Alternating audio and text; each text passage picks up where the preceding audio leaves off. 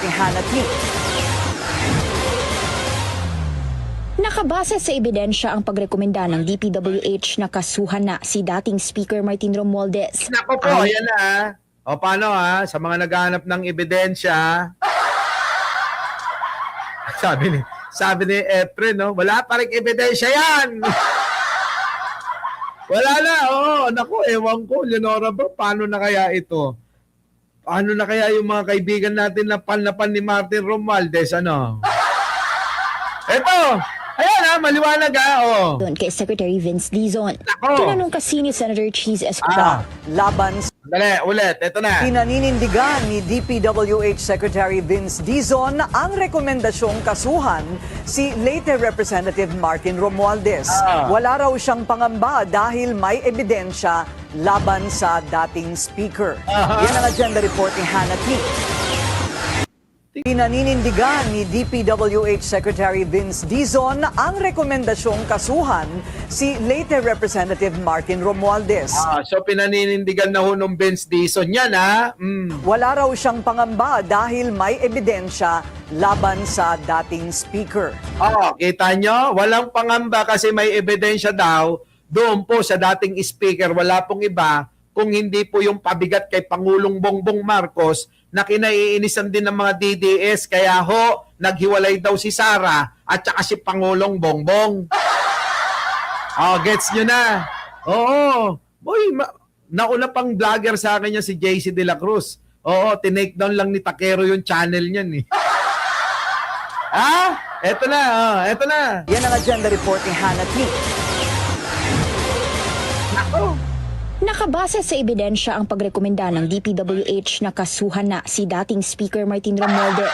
Ayon kay Secretary Vince Dizon. Tinanong kasi ni Senator Cheese Escudero kung may pangamba bang naramdaman si Dizon tungkol dito. Wala naman. Ano pa ba matapapala nyo kay Norman Mangusin? Dito na lang tayo kay Martin. Wala kayong mapapala dyan kay Norman Mangusin. Bakekong yan eh. Kaya nga kulaong tawag ko dyan eh. Ano ba kayo? Kulaong yan. Si Kulaong, si Norman Mangusin, nanginginig ang itlog niyan, puro bunganga lang. Takot kaya yan? Sobrang duwag niyan. Nung ko pa sinasabi sa inyo eh. Ayaw nyo kasi kung paniwalaan, di ba, noon?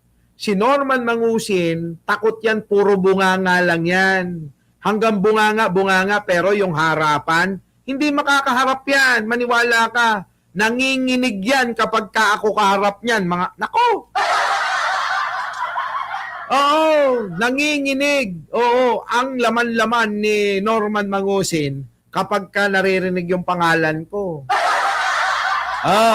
Paano na si Martin? Sa plenary debate ng Senado, pinayagan si Dizon magsalita alinsunod sa hiling ni Escudero. Sa halip na budget sponsor ang sumagot ng mga tanong nito.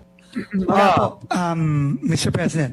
Wala po. In fact, sa lahat po ng aking pag-uusap sa ating Pangulo, consistent po siya sa kanyang sinasabi na... Ano sabi ng Pangulo? Vince Dizon. Nako, liwanagin mo yan.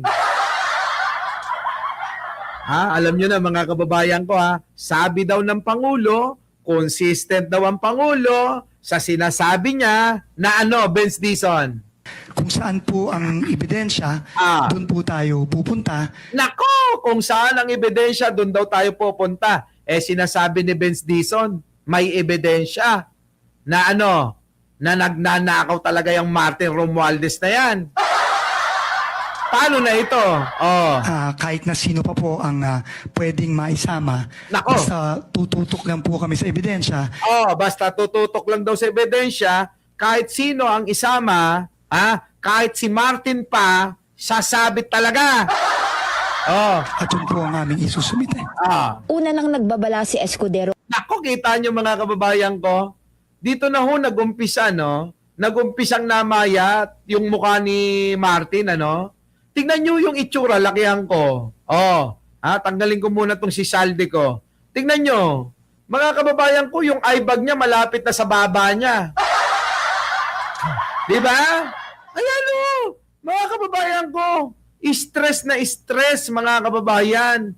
Malayong malayo na ho yung itsura ni Martin nung speaker siya kasagsagan ng pagnanakaw. Tama, mga kababayan ko? Nung kasagsagan ng pagnanakaw ni Martin, grabe ang taba niyan, laki ng tiyan.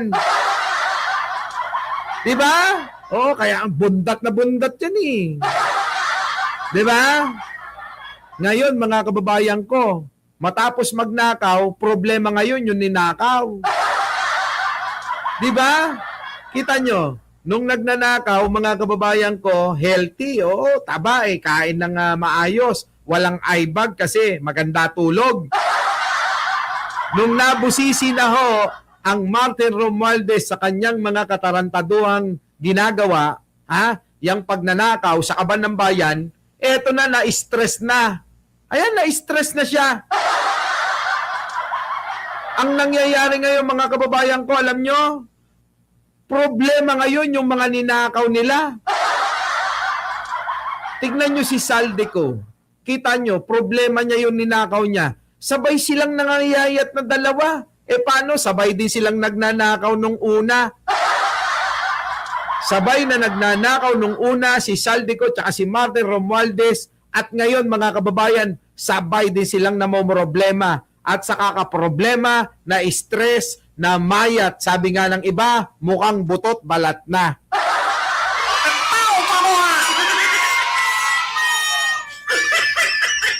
Diba? Oh, ayan mga kababayan ko. Eto na. Oh. Na posibleng nasa likod ng di umano'y diversion ng issue sa flood control scandal si Romualdez. Ay, magaling yan dyan sa pag-divert ng mga issue si Martin Romualdez. Nako! Nais ko pong ilagay sa tala ng Senado. Isa pa to. Uy, alam mo, huwag ka nga magmalinis, Cheese Escudero. Hindi ka makakaligtas. Sabit ka. Na binabati ko po ang administrasyon dahil sa hindi sila sumunod o nagpadala sa anumang script o sarsuela para magkaroon ng diversyon at ilihis ang tunay na mga salarin. Nako alam mo, kasama ka doon, huwag ka nang magkunwari, pare-pares lang kayo. Nadawit din si Escudero noon sa kanyang di umano'y ham and cheese insertions na una ng Kita mo, meron ka palang ham and cheese. Diba? Isa pa yan eh. Oo, may pa ham and cheese pala. Cheetah, tagay. O, sa lahat ng mga bagong dating end times, Maki Kwan. ibinalita ng Billionaire News Channel. Pinabulaanan ito noon ni Escudero habang kinwestiyon Alam mo, parehas tayo yung Nora Brown, kaya magkasundo tayo eh. Oo, parehas talaga. Hindi ko talaga bet yan. Sa totoo lang. kung bakit hindi nasasangkot ang mga taga-kamara. Anya, alam daw niyang hindi naging madaling desisyon para sa Pangulong idawit ang kanyang pinsang si Romualdez. Pero nanindigan pa rin itong wag ilihis ang issue sa flood control scandal. Kita nyo mga kababayan ko? Totoo yun. Pinsan mabigat kay Pangulong Bongbong. Pero wag daw. Wag na. Diba? Balik na rin mo, Boss Mike, kung bakit galit na galit si Buday kay Martin. Pareho silang magnanakaw. Yun lang naman yan eh. Ang magnanakaw ay galit sa kapwa magnanakaw. Yun ang kasabihan nating mga Pilipino. Okay ba yun? Di ba? Tama ba yun, Efren? Sasagutin ko. Ang magnanakaw ay galit sa kapwa magnanakaw. Si Romualdez ay di umano'y isa sa mga tumanggap ng kickback sa info projects na isiningit sa national budget. Kita nyo mga kababayan ko, ang gawaing masama, tandaan nyo yan, hindi magtatagal at malalaman at lilitaw kung sino may sala. Di ba? Inilantad din sa plenary debate na sa 421 suspected ghost projects ng DPWH mula 2018 hanggang 2025. Grabe mga kababayan ko, kita nyo yung mga numero na yan, bilyon-bilyon. Kung yan mga kababayan ay mapunta lang talaga sa serbisyo ng taong bayan, serbisyo para sa mamayang Pilipino, mga kababayan ko, ang mangyayari niyan ay nako, hindi lang ho tulay, hindi lang ho subway, kung hindi napakarami hong kalsada ang magagawa nito. Oh. Ang peak o tuluyang pagtaas ng bilang nito ay nangyari noong 2023 at 2024. Binavalidate pa rin ngayon ng ahensya at ng ICI ang mga proyekto.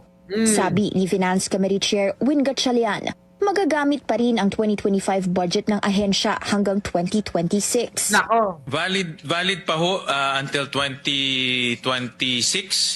Ang obligation rate po nila is 76%. Ang disbursement po is about 49%. So yung mga hindi ho nagastos nila valid will be until 2026. Gustong siguruhin ni Escudero na hindi na naman magiging maanumalya ang DPWH budget for 2026. Nagkaroon na ngayon ng ahensya ng reshuffling ng district engineers at pagbaba ng costing ng mga materyales ng mga proyekto, mapa-bridges, roads at kahit flood control. Nasa up to 50% daw ang ibinaba ang project cost. Nakakita nyo. So ngayon mga kababayan ko, eto na. Alam nyo, sa totoo lang, tama to si Elena. Oh. Maunlad po ang bansa natin. Kasi sa dami ng magnanakaw na tulad ni Martin Romualdez at ni Saldico. Kita nyo, mga kababayan ko, yung mga Pilipino, todo pa rin ang gala, todo pa rin ang gastos, todo pa rin ang paputok, hindi nanghihinayang, ano? So mga kababayan ng Pilipinas talaga sobrang yaman. Hindi nga maubos-ubos ng mga magnanakaw. Nagnakaw na si Ramos, nagnakaw na si Cory, nagnakaw na si Tabaco, sino pa? Nagnakaw na si Digong at marami pang iba. Mga kababayan ko, abay nakatayo pa rin ang bansa. 'Di ba? Nagnakaw na sila Martin Romualdez sa ngayong panahon, sila Saldico, sila Sara Duterte. Nako, grabe. Nandiyan pa rin mga kababayan ko. Nakatayo pa rin.